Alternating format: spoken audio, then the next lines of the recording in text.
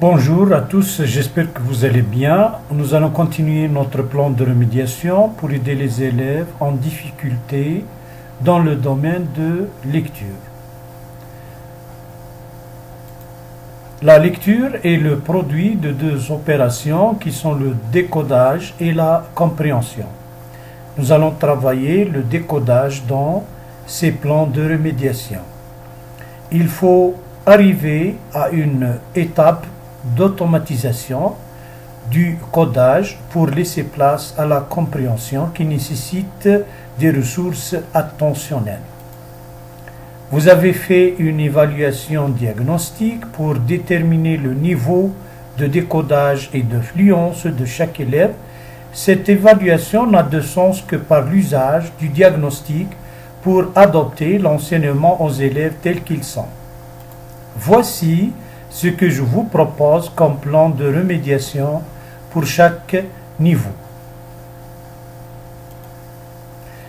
On est arrivé au niveau 4 qui est la lecture hésitante courante.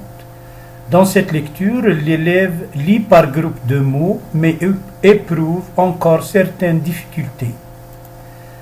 On va faire des photocopies des outils proposés dans le document évaluation et remédiation que vous voyez le lien, pour le télécharger. Alors ce document, il s'agit d'un texte, il est découpé en groupes de sens, puisque l'élève est arrivé à l'étape 4, au niveau 4, donc il maîtrise la lecture par groupe de souffle.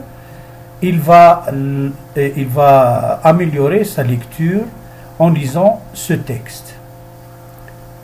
Par exemple, nous avons cette partie-là. Quand le réveil a sonné, j'étais déjà réveillé, assis dans mon lit. Pour la deuxième fois, j'ai vérifié si rien ne manquait dans mon cartable neuf. La trousse, les crayons, la gomme, le cahier de brouillon. Je me suis levé en cachette. Je suis vite allé chercher mon petit ours en peluche pour le glisser au fond du cartable et je suis retourné dans mon lit. J'ai fermé les yeux très très fort pour que maman voit que j'avais. Donc ici il y a un J qui est effacé, que j'avais bien dormi.